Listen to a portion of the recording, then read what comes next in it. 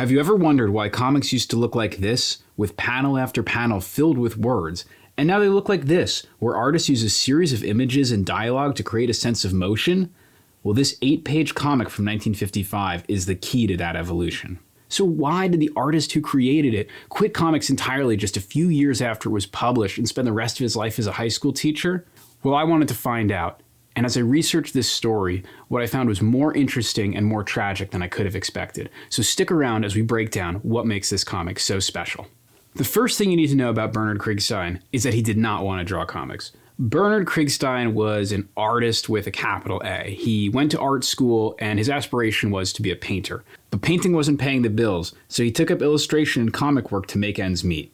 When his wife became sick after the birth of their first child, he went into comics full time.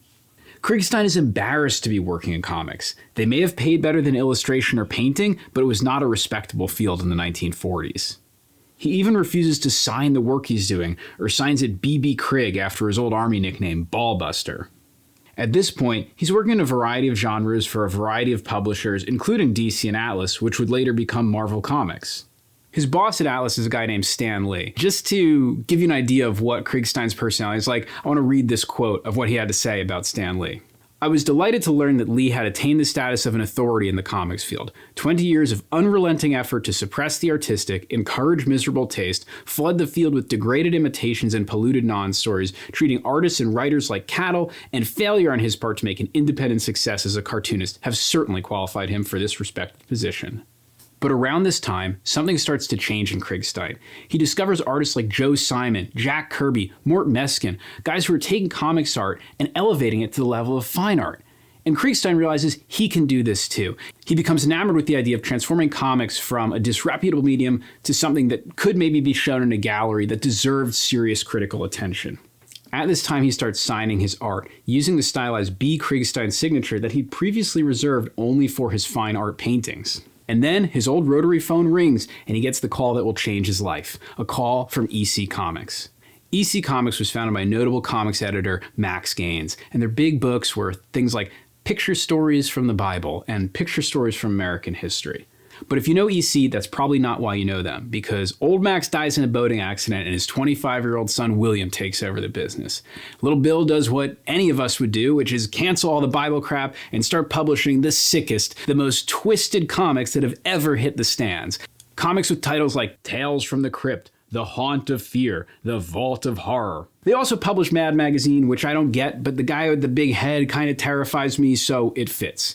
EC was like the punk rock of comics. And not only does Bill Gaines care about how twisted the comics are, he cares about the quality. He sets out on a mission to hire the best, the brightest, the most talented artists working in the field and encourages each of them to develop their own personal style. One of his first calls is to Krigstein. What does Krigstein say? No way. It doesn't pay enough. I'm sticking with the stuff I hate. But after seeing the work that EC's putting out, a few years later, he relents. Now, EC's not without their flaws. They're operating at an insane pace. Feldstein, their main editor, was editing 11 of their titles at one point. To save time, the writers would write the stories directly on the page, leaving blank spots where the artists would fill in the panels. So while the art that they were getting was really good, this idea of visual storytelling wasn't really happening. Now that didn't work for old Ballbuster. So what he started to do was actually subdividing those panels he was given into smaller, slimmer panels so he could actually start telling stories the way he wanted to tell them. And as you watch his evolution as an artist, you can see him subdividing more and more. You can almost feel him trying to break out of the constraints he's been given to create something artistic, something meaningful in the realm of comic storytelling. But all of this is just leading up to his masterpiece.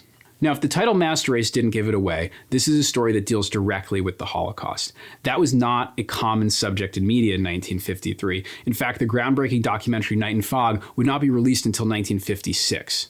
It's also worth mentioning that Krigstein, Feldstein, and many of the other individuals working in comics at this time were Jewish. When Krigstein gets the script for Master Race from Feldstein, he describes it as the most explosive story I'd ever come across. He begs EC to let him expand the story to 12 pages from his usual 6, and they compromise at 8 pages. As you read Master Race today, you get the feeling that Krigstein knew he was creating something special. On the original silver print, you can see where Krigstein had taken a razor blade to the words as they had been laid out to rearrange them to let him tell the story the way he wanted to tell it. He spent a month on it, double his allotted 2 weeks, and that missed deadline would have tragic consequences for Krigstein. But we'll get to that. First, let's take a look at the comic itself. The story begins with a man, Karl Reisman, riding the subway, and he's haunted by memories of wartime Germany. He's growing uncomfortable with all the people in the city watching him.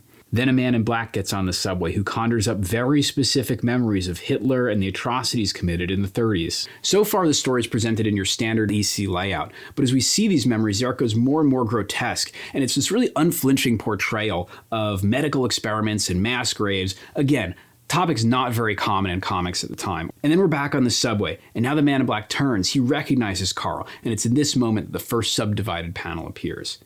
And now things are going crazy. The panels divide further and further as Karl turns and flees the man. The pace is picking up, and on the final panel of this page, it's revealed that Karl wasn't a survivor of the Holocaust at all. He was the commander of the concentration camp. After that reveal, you turn the page, and you're faced with the most shocking thing. Complete silence. We see Karl slip and fall from the subway platform, and that fall is split over 5 panels, and it becomes intercut with the train approaching, Karl falling, the train growing closer, and finally, as he's about to go under the wheels, we see this masterpiece of a panel. We see a multitude of faces rushing by. The sense of speed he creates is incredible. Krigstein's taken that one moment in the story that easily could have been one panel with narration and stretched it out over 11 panels and used the pacing of those panels to heighten the emotion of the moment. But remember that missed deadline? Well, because of that, Master Race would remain unpublished for months, sitting on the desks at EC. And in the intervening period, the Comics Code Authority was created. Now, I have to do a whole video on the Comics Code Authority, but the short version is that the psychiatrist Frederick Wertham published a book about how comics were corrupting children. The government got involved, and so the big comic publishers got together to create content guidelines that all publishers would have to abide by. Now, Bill Gaines felt like EC was specifically targeted by this code. I tend to agree with him because one of the rules is that no comic can contain the word horror or terror in the title. So in 1954, EC cancels almost their entire line of comics and relaunches milder, toned-down versions of the same books. When they finally publish Master Race, it's in one of these toned-down comics called Impact, which didn't have much impact and would be canceled entirely after only 5 issues. And unfortunately, it means not nearly as many people saw Master Race as could have had it been published months earlier before the CCA. The EC death spiral had begun.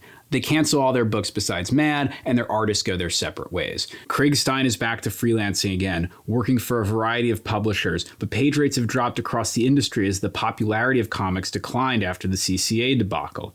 He ends up working once more for his old pal Stan Lee. And after a fight with Stan Lee, who insisted on adding words to a panel that Krigstein was adamant remained silent, he quits the industry entirely. For a while, he tries to get back in illustration. He takes his old comic art, he whites out the balloons on it because he's so embarrassed to be known as a comic artist, but he doesn't get enough jobs in illustration to pay the bills and ultimately takes a job as a high school teacher where he'll spend the next 20 years of his career. And I'm haunted by this quote of his that he gave in an interview years later. If only they would have let me continue on this track, where I could have expanded the material as I did in Master Race. In all these years, frankly, I've been nurturing that frustration, this feeling that something tremendous could have been done if only they'd let me do it. He would never draw another comic again. When his high school students would ask him about his history in comic books, he'd dismissively say, "Oh, that was years ago." But the story doesn't end there, because a few years later, people start to take notice of what Krigstein had done. Fanzines are created celebrating EC Comics. One super nerd spends a whole issue dissecting Master Race and all of the formal innovations Krigstein pioneered in it. This next generation of comics artists had grown up on Krigstein's work. Frank Miller, one of the most innovative artists of this period, frequently cites Krigstein as an influence. He specifically talks about Master Race in relation to his own retelling of Batman's origin story in The Dark Knight Returns. Comics become more of a visual medium during this period directly because of Krigstein's influence. And that EC super nerd who spent a whole issue writing about Krigstein, his name was Art Spiegelman. If the name Art Spiegelman sounds familiar, it's because he's the author of Mouse. Mouse has arguably done more than any other comic before or since in legitimizing comics as an art form. More academic work has been written about Mouse than any other comic book. It would go on to win the Pulitzer Prize, and a year after Krigstein's death, in 1991, the Museum of Modern Art stages an exhibition dedicated to Mouse, cementing comics as fine art. So while Krigstein never got to participate in the legitimization of comics as fine art, his followers, because of his influence, did. Thank you guys so much for watching. I hope you enjoyed this video. If you did, I'd really appreciate it if you could like and subscribe, and I'll see you soon.